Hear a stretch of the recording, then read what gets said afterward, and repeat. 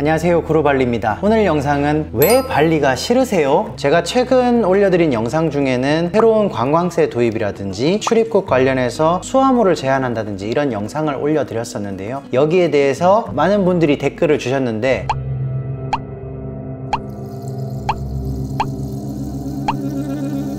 이런 댓글들을 보면서 발리를 싫어하는 분들이 이렇게 많은 건가? 라는 생각도 들었고요. 그렇다면 발리에 어떤 문제가 있길래 사람들이 이렇게 싫어하고, 그럼 발리의 앞으로의 미래는 어떤 방향으로 흘러갈 건가? 라는 걸 한번 여러분들과 얘기해보면 좋을 것 같아서 오늘 영상을 준비를 했고요. 제 주관적인 생각만 쭉 얘기하면 너무 객관성이 떨어질 것 같아서 인도네시아 통계청 자료를 바탕으로 거기에 저의 주관적인 생각을 조금 가미를 해서 여러분들과 한번 얘기해보려고 합니다. 근데 예전에 제가 발리 살 때 이런 얘기를 하면 에이, 네가 발리 사니까 그렇게 얘기하는 거지, 이렇게 오해하시면서 얘기하시는 분들이 계실까봐 좀 자제를 했었어요. 그런데 지금은 제가 발리에 살지 않으니까 좀 더 객관적인 시각으로 여러분들에게 정보를 전달해 드릴 수 있지 않을까 라는 생각에 오늘 영상을 준비하게 됐습니다. 자, 일단 제가 생각하는 발리의 문제점들을 한번 살펴보겠습니다. 가장 큰 문제가 일단 저는 쓰레기 문제라고 생각하는데요, 예전에도 한번 소식 전해드렸지만 발리 이 사누르 덴파사르 지역에 어마어마한 쓰레기산이 있습니다. 그만큼 발리에서 나오는 쓰레기가 어마어마한데 이것을 처리하는 해결책이 아직 없는 상황이다 보니까 무작정 태울 수도 없는 거고, 일전에는 쓰레기 매립장에 불이 나서 한동안 불이 안 꺼져서 가스와 매연에 시달리는 시민들도 많이 있었습니다. 그리고 또 교통체증 문제가 아주 심각하죠. 발리가 좁은 섬 지역이다 보니까 도로가 그렇게 넓지가 않고 고속도로가 한 구간밖에 없죠. 관광객이 많이 모이는 시즌이나 특히나 인도네시아 긴 연휴, 르바란 연휴 기간에는 어마어마한 관광객이 발리로 유입이 되다 보니까 교통체증 문제가 아주 심각하고요. 그리고 바다가 더러운 문제, 이 바다가 더러운 문제는 물론 시즌별로 건기냐 우기냐 뭐 바람이 어느 쪽으로 부는 시즌이냐 여기에 따라 좀 차이는 있지만 어쨌든 바다의 쓰레기 이 문제가 좀 있고요. 그리고 뭐 외국인을 상대로 하는 뭐 사기라든지 소매치기 또는 각종 사건 사고, 뭐 사건 사고라고 하면 성폭행도 있을 거고 폭행도 있을 거고요, 교통사고, 뭐 익사, 실종사고, 여러 가지 사건 사고들이 굉장히 많이 발생하고 있습니다. 게다가 최근에는 물가도 굉장히 많이 올랐죠. 뭐 이 물가 오른 거는 뭐 발리나 인도네시아 뿐만 아니라 전 세계적인 추세고, 뭐 우리나라 농수산물 가격 오른 거 생각하면 아직까지 인도네시아는 그나마 좀 선방하고 있는 게 아닌가라는 생각이 들어요. 거기에 이제 제가 일전에 영상에서 올려드렸던 관광세 도입, 수화물 규제에 대한 새로운 규정, 이런 것들이 새로 만들어지다 보니까 관광객들 입장에서는 그렇게까지 하는 나라에 가야 되나? 아니 뭐 발리 아니면 놀러 갈 데 없나? 이렇게 말씀하시는 분들이 많아진 것 같습니다.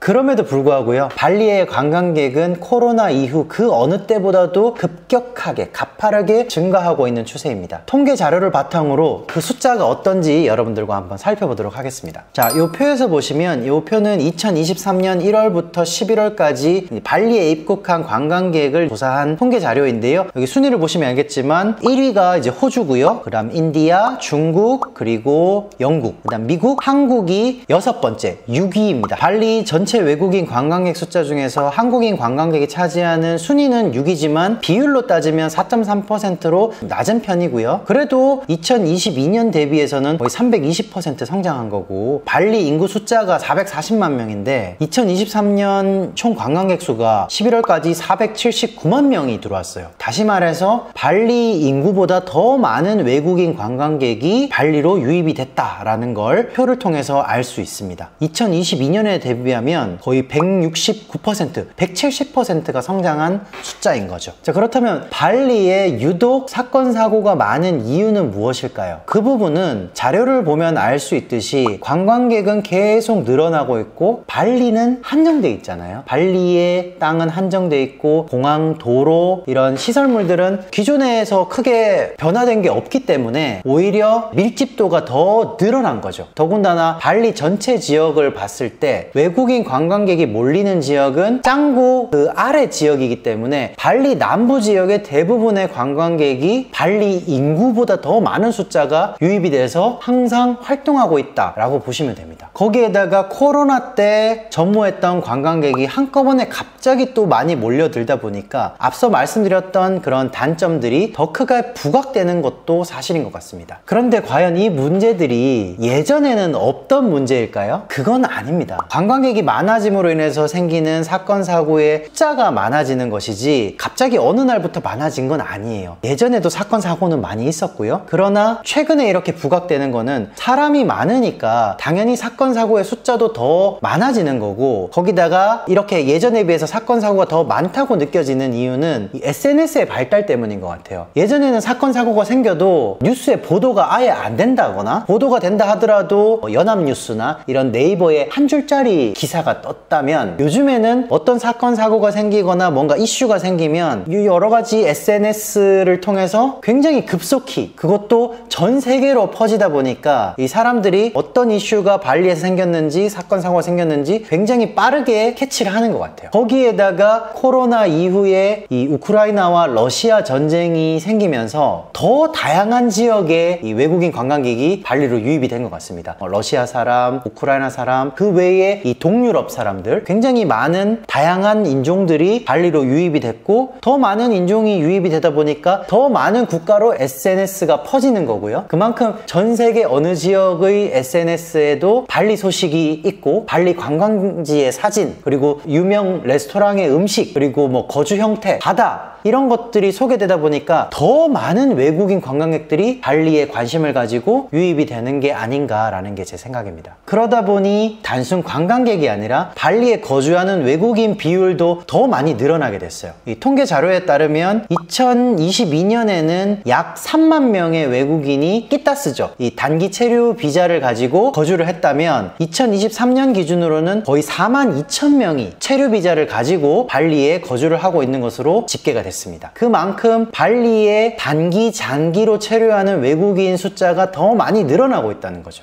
자, 발리에 이렇게 외국인 거주 인구도 많이 늘어나는 이유 중에 하나는 발리에 국제학교가 생각보다 많이 있습니다. 발리에 외국인들이 많이 거주를 하다 보니 자연스럽게 외국인들이 다니는 국제학교의 숫자도 많이 늘어나게 됐고, 사립학교도 굉장히 많이 늘어나게 됐습니다. 그리고 동남아 어느 지역을 가더라도 발리 국제학교만큼 외국인 비율이 높은 곳을 찾기도 어렵습니다. 자, 이렇게 교육 인프라가 만약에 부족하다면 외국인이 쉽게 이렇게 거주할 수 없을 텐데, 이 교육 인프라도 많이 있고, 거기에다가 외국인이 많으니까 외국인을 상대로 하는 빵집이라든지 마트, 그리고 레스토랑이 점점 더 많이 늘어나고 있는 추세입니다. 이거를 제가 족자 와서 살다 보니까 더 많이 느끼게 되는데요. 외국인 숫자가 적은 이 족자 같은 경우는 외국인을 상대로 하는 상점이나 식재료 같은 게 거의 뭐 전무하다고 보시면 돼요. 그래서 그만큼 외국인 입장에서는 발리가 더 살기 좋은 게 아닌가라고 생각을 하는 것 같습니다.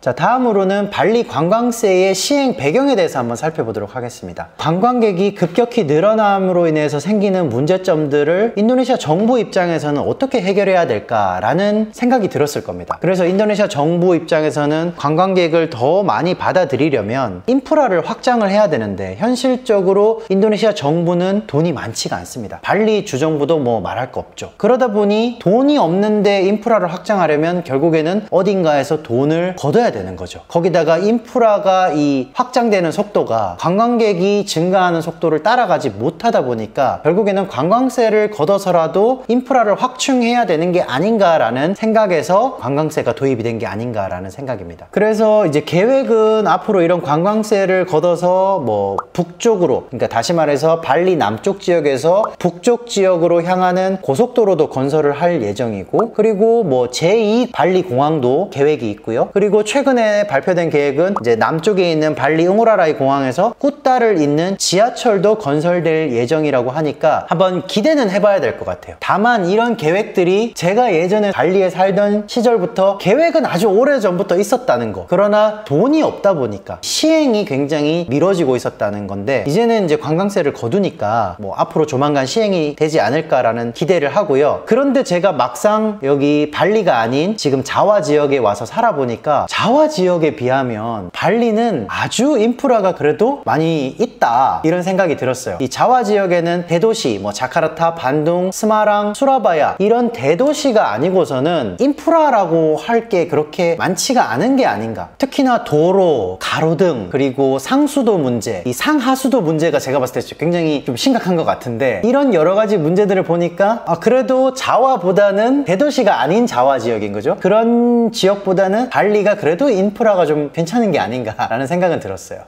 다음으로 수화물 규제에 대한 저의 생각을 한번 정리를 해봤습니다. 오해하시는 분들이 굉장히 많은 것 같아서 다시 한번 정리를 해봤는데요. 발리는 외국인 관광객뿐만 아니라 발리에 유입되는 내국인 관광객 숫자도 어마어마합니다. 통계를 보면 2023년 1월부터 12월 달까지 이 기준인데요. 발리 관광청장에 따르면요, 외국인 관광객의 방문은 520만, 근데 국내 관광객의 같은 기간 방문객은 940만, 거의 2배에 달하는 숫자죠. 그만큼 많은 내국인 관광객들이 발리로 방문을 하고 있는 거고, 이렇게 발리로 올 수 있는 내국인 관광객의 생활 수준은요, 충분히 동남아 지역 다른 국가로도 여행을 갈 수 있는 사람들입니다. 그만큼 금전적으로 여유가 있다는 거죠. 그런 사람들이 굉장히 많기 때문에 이런 사람들이 동남아 태국이라든지 말레이시아, 뭐 싱가포르 이런 지역에 여행을 가서 거기에서 물건을 사올 수 있는 여지가 굉장히 높잖아요. 그래서 이 태국같이 인도네시아보다 저렴한 곳에 가서 물건을 가지고 인도네시아로 입국하는 경우가 굉장히 많았던 겁니다. 그러다 보니까 이렇게 수화물 규제를 실시하게 된 건데, 물론 외국인 관광객들도 숫자가 점점점 늘어나다 보니까 그 외국인 관광객들이 뭐 가지고 오는 물건들도 있었겠죠. 그리고 외국인 거주 인구도 늘어나다 보니까 저처럼 사는 사람 입장에서는 한국에 갔을 때 바리바리 싸들고 오는 거죠. 그러나 인도네시아 정부 입장에서는 생각해보시면 외국인들이 가지고 오는 그 물건보다는 자기들 내국인들이 외국에 나가서 가지고 오는 비율이 더 높지 않겠습니까? 그걸 잡으려고 이 정책을 시행한 거다라고 보는 게 저의 시각입니다. 다만 이 정책의 방향이 저는 틀렸다고 보진 않아요. 정책의 방향이 틀렸다기보다는 좀 더 디테일하게 전략을 잘 세우지 못한 부분이 있다 보니까 이 사람들한테 이제 많이 컴플레인을 듣고 정책을 다시 수정해서 발표하겠다라고 발표를 한 게 아닌가라는 생각이 듭니다.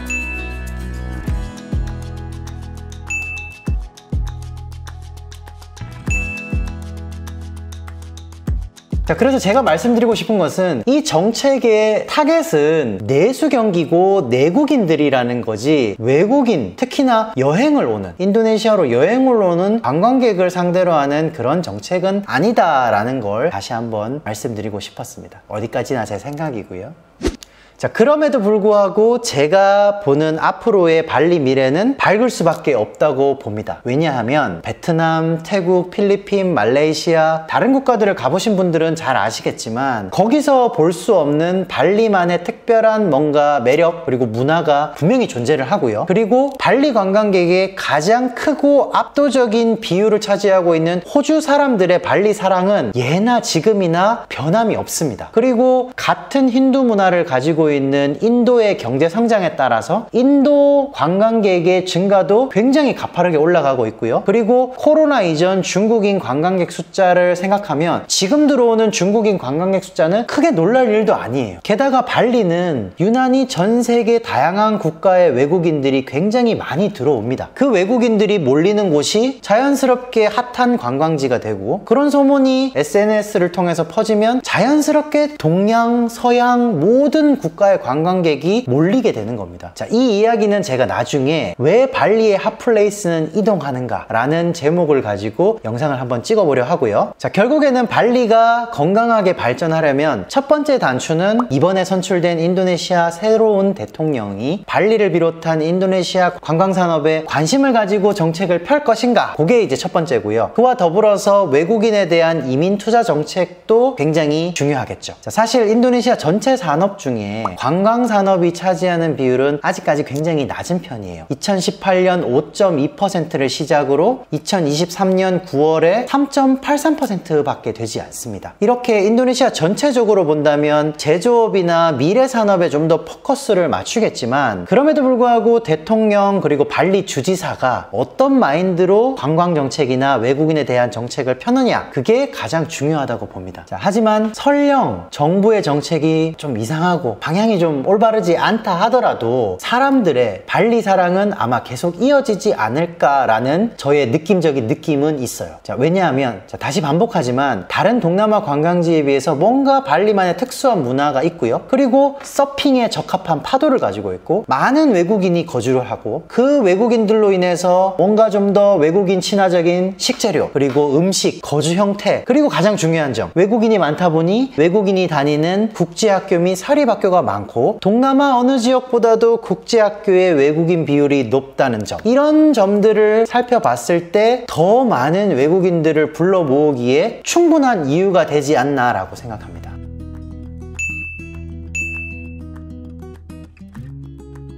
자, 오늘 영상 여기까지고요. 저의 주관적인 생각이 조금 들어가 있으니까 감안해 주시고 영상 시청해 주시고 다음 시간에 더 좋은 정보로 여러분들 찾아뵙도록 하겠습니다. 감사합니다. 산빠이 줌빠.